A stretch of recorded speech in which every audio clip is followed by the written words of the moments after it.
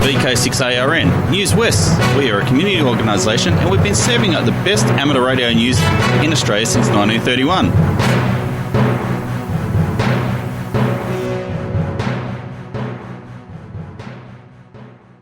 Hi there, I'm Clinton, VK6FCRC, and welcome to the Christmas Eve edition of Newswest 2023.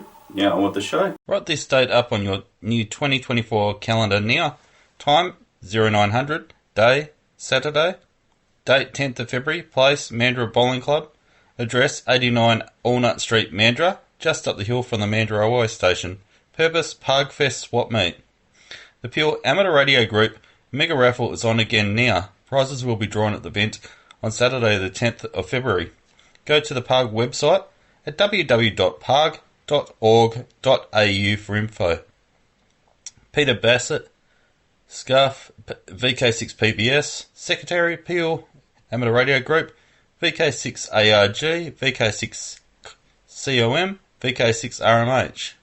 Hi, just a little note about VK6RRG and the WARG Technical and General Net. Having it run every Sunday morning on VK6RLM, that's 146.750, or Channel 3 in the old money. And it starts at 10:30 a.m. this morning. Of course, if you're listening in the evening, it's next week. Hi, I'm Steve, VK6SJ, with this week's episode of Did You Know? Going to Dayton Hamvention in Ohio, USA has been on my bucket list for a decade or two. This year I needed to discuss a few things with Flex Radio and I wanted to expand the variety of products in the shop, so it seemed like the perfect chance to get those tasks done and also see what Dayton was about. Picking up some other work over there for another customer to help pay for the trip, as well as working for Flex while I was there, was icing on the cake, so there I was, ticking off one of my bucket list items. How to describe Dayton?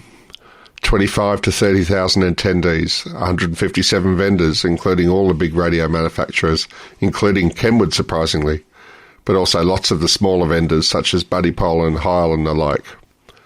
The look and feel of the event was not dissimilar to the Perth Royal Show, but only runs for 2.5 days instead of 10. There were food trucks and stands dotted around the event, one hall exclusively for use as a forum, 4 buildings for commercial exhibitors, and a large paddock full of flea market car boot style sellers. In fact, looking at the facility in Xenia, where the Dayton Hamvention is now run, the Claremont Showgrounds would make a nicer location with similar facilities, but probably more expensive. To give you an idea of the size of the market though, there are 762,000 ham licenses in the USA, with just under 130,000 of them living in Ohio and its bordering states. In Australia, we have 19,500 licences, and I think about 2,000 of them are in WA. There's a lot you can do with a market that size that's likely not going to happen here with our current population of hams. Still, if you scale down our population, a similar attendance should be in the order of 500, or 1 in 4 hams. Not sure off the top of my head how that compares to, say, Hamfest, but it's probably an appropriate amount. I might add that the USA has around twice as many hams per capita than in Australia. I wonder why that is. Looking at the Wyong Field Day that I've attended a number of times, it was a pretty good scaled-down copy of Hamvention, given the size of our market. Wyong typically has an area for forums, an area for commercial vendors, areas for car boot sales, and a few options for food. Wyong has the advantage of a far larger potential audience than we have here in WA. Makes me wonder what could be done if our amateur population, or rather the target audience of an event, was bigger. What could we do? If we expanded the interest of an event to the recreational CB and HF sectors, it would probably be catering to a potential audience of around 5 times the amateur population, so might end up with an attendance of more than 1,000. This could possibly allow us to run a forum in a separate room. They just don't work otherwise, in my opinion. And the size of the market would attract more vendors. It would also bring a bunch of people with similar interests into contact with amateur radio, which would almost certainly bolster our ranks. The forums tied in with Hamfests have been tried to varying rates of success. I think Perth Tech is by far the best example of the forum idea, but they typically don't cater for the vendor or flea market crowd.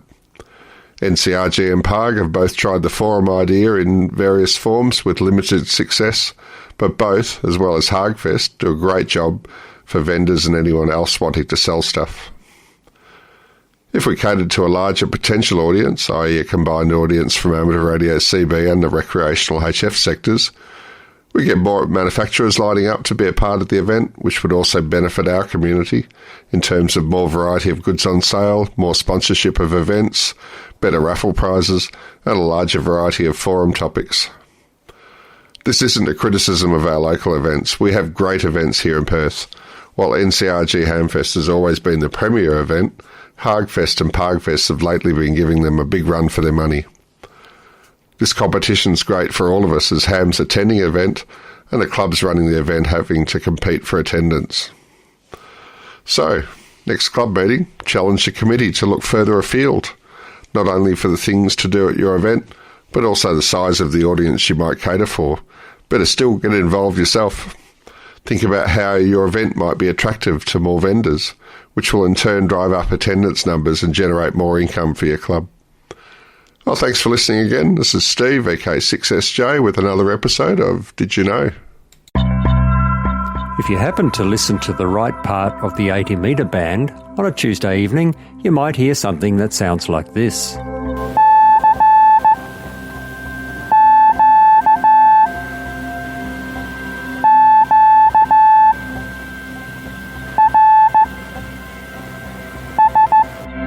The CQ QRS net has been running every single Tuesday for the last 2 years and has been unbelievably popular. There are usually half a dozen, and a couple of times up to 18 stations, popping in and out when they can over the 4 or 5 hours. The aim is to encourage new CW operators to have a go at slow CW in a safe and really friendly environment, where slow speed and lots of mistakes are par for the course. It's all about having a go, starting with a basic call sign and RST exchange, then, over time, getting better and better. The net also attracts its fair share of old-timers who enjoy helping others to have a go or just to enjoy the banter. So this might be just the opportunity you've been waiting for to have a go at transmitting on CW, or perhaps just to stop the contacts rusting up on your key. Doesn't matter whether you're brand new to the code or if you're an old-timer who would like to have a bit of fun and help encourage new operators by having simple, safe QSOs at their speed, we'd love to have you join in. The net starts at 0900 Zulu every Tuesday on 80 metres between 3540 and 3570 kHz, and there's stations in the west, east and in between listening out for your CQ QRS call. For more information and to receive our weekly CQ QRS RagTune newsletter, contact me, Mark, VK6QI, via my email address on qrz.com, or you can email me direct, mark.bosma@icloud.com. That is mark.bosma@icloud.com.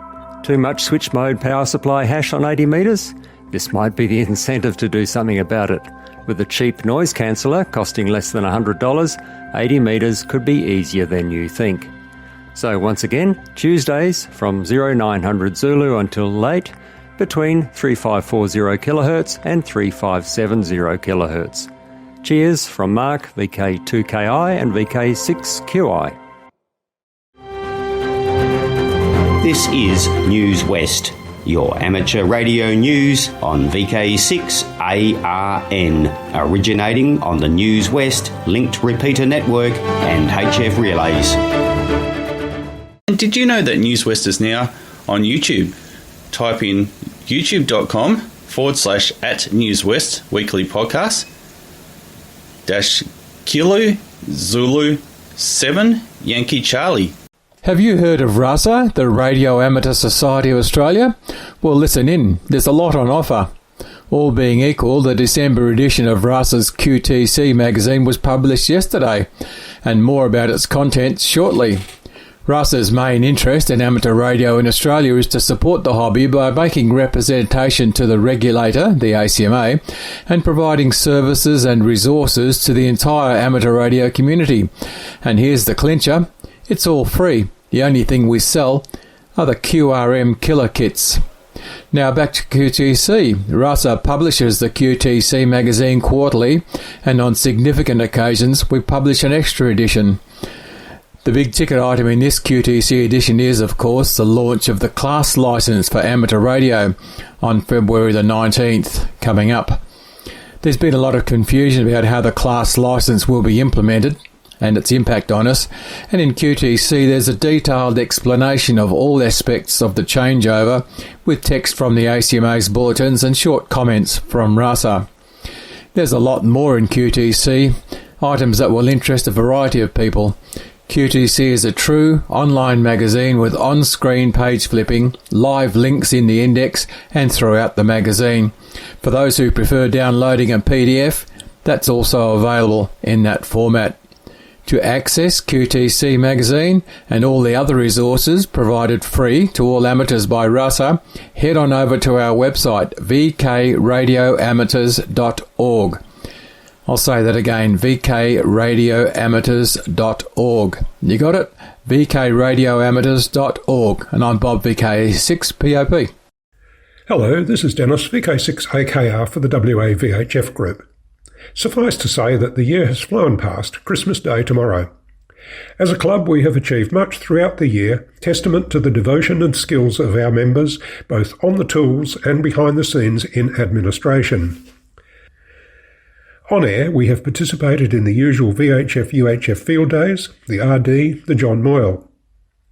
Many new antennas and some new sites were explored in the process, but the field days especially were not as well supported here in VK6 as has been the case in past years. Let us work together throughout 2024 to boost participation.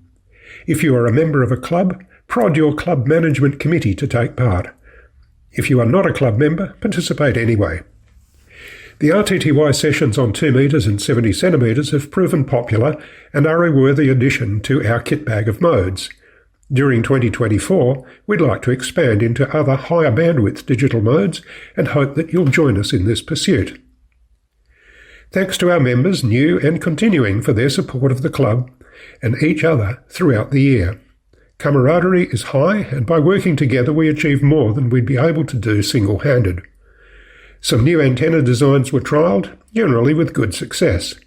And for anything that did not work, there are lessons to be learned. On behalf of the club, please enjoy a happy, safe and healthy Christmas and New Year, and hope to chat on air or face-to-face in 2024. Thanks to Clinton and the VK6 News team for keeping us well informed throughout 2023. Well done, guys. This is Dennis, VK6AKR for the WA VHF Group. Foundations of Amateur Radio. Walking into your shack is often a joyous experience. You take a moment to smile at your setup and, at least mentally, rub your hands in glee, anticipating some fun. Well, that's how it is for me. But recently, it's been less of that and more of an audible groan at the accumulated cruft that makes it nigh on impossible to sit down, let alone achieve anything fun. It's not as bad as it could be. I'm forced to keep my station at least operational to host my weekly net. But if that wasn't there, it would have been overtaken by anything and everything finding a flat surface to put stuff on. It got to the point where I had to move some radio equipment off my desk just so I could pile more stuff onto it. So, on Tuesday, I finally had enough. It was a pretty normal day, waiting for others to get stuff done, deadlines be damned, but I took one look at the shack and snapped. This has happened before, and I suspect it will continue to happen throughout my life. But that day, I'd crossed the line. Before I share what I achieved, I should mention a couple of other things. If you've been here for a while, you'll know that I'm an unashamed computer geek. Software-defined radio, or SDR, appears to have been invented just for me. Embedded computers, digital modes, networking, data analytics, Linux, Docker, you name it, I'm there. Mind you, this isn't new. It's been true for nearly 40 years now, ever since I set foot into my high school computer lab, where I found myself looking at a bank of Apple II computers. Then I bought the first computer in my class, a Commodore VIC-20. Life was never quite the same. This to tell you just how much computing features in my day-to-day. I have a long-term plan to use embedded computers, like for example a Raspberry Pi, to essentially turn my analog Yaesu FT857D into a networked SDR. The idea being that I use my main computer to do the processing and the Pi to control the radio and feed the audio in and out across the network. I want to make it so that you can use any traditional SDR tool with such a radio, and if I get it right, any other radio. For more context, I'm getting more and more deaf. I swear my SO is speaking softer each day, and hearing tests tell me that audio above 2 kHz is pretty much gone. I have been playing with audio signal processing with a view to tailoring the audio coming from my radio into something more audible to me. On Tuesday, I had an aha moment. I could keep waiting until I got all that done and then set up my shack just so, or I could embrace the analog nature of my gear and use the mixing desk I have to feed the audio through its onboard audio processing and at least improve my audio experience today, rather than some nebulous future time. Finally, I purchased a pegboard some time ago for the specific purpose of strapping my coax switches to so I would not have to contend with coax all over my desk, whilst trying to remember which switch did what when I finally had a moment to play. All this came together in a new version of my shack, albeit an alpha pre-release to be treated with extreme caution. If you break it, you get to keep both parts, and it will kill a kitten without notice. To get started, I removed all non-radio stuff from my desk, including half a dozen computers, a dozen patch leads and adapters left over from the harmonics testing project. There were monitor cables, USB cables, a variety of power supplies, and a stray binder with empty pages. I found all the radio gear that I really wanted to have on my desk, placed it where I could actually use it, and figured out how to connect the audio output from each radio to the mixing desk, which also found a home. Then I jumped on the RF side of things. Getting started was the hardest part. I decided that it would make sense to split the pegboard in two, one half for HF, the other for VHF and UHF. I have two coax switches that I use as the entry point onto the board. They're each fed with an antenna coax and each have one port connected to the other. The idea being that during a thunderstorm I can connect the two antennas to each other and isolate the rest of the shack. It won't protect against an actual direct hit, but all charge being built up should dissipate between the two antennas. Feel free to give me suggestions on how better to do this in a shack located on the second floor of a house in Australia. Note that the rules for grounding across the world are drastically different, so don't assume that your laws apply in Australia. The HF coax side has a strap-down bias T, which powers the SG237 antenna coupler that's outside. Then there's a switch so I can connect HF to a radio or to a beacon, which I also strap to the pegboard. On the VHF side, there's just a second coax switch to select between two radios, but only one is currently connected. I plan to strap my Pluto SDR to the other port. I powered everything up and couldn't trigger the local repeater. I got out my handheld and tried. That worked fine. I could even hear it on my main radio, but it wouldn't trigger. No SWR issues. I could hear the local broadcast stations, but still couldn't trigger the repeater. It took an embarrassingly long time to discover that I had managed to feed the HF antenna into the VHF-UHF side. The SWR was fine because it was triggering the SG237. So, fun. On the audio side, I can now change the compression of a signal, change the low, mid and high frequencies, and if I feel inclined, change the balance between my ears. Microphone is via the hand microphone for now. There's no cat control at the moment, and I still need to plumb in the push-to-talk or PTT foot pedal. I also need to move the pegboard so RF cables aren't dangling in the breeze. But overall, a massive improvement, and best of all, I turned on my radio and it wasn't even Saturday morning. So, what's your excuse for procrastinating? I'm Ono, Victor Kilo 6, Foxtrot Lima Alpha Bravo. Hey folks, it's Christmas Eve. How did that happen? It doesn't seem like that long ago that the gift wrapping was going into the recycling and we were eating Christmas leftovers. Yes, indeed, the year has relentlessly played out, but I'll save the New Year stuff for next week. This week it's ho ho ho.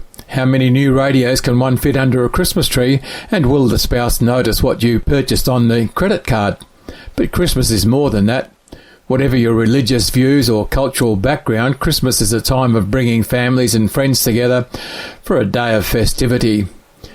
We're so fortunate today that we can have live video chats with family and friends who live far away. We've arrived at that point in the span of my lifetime.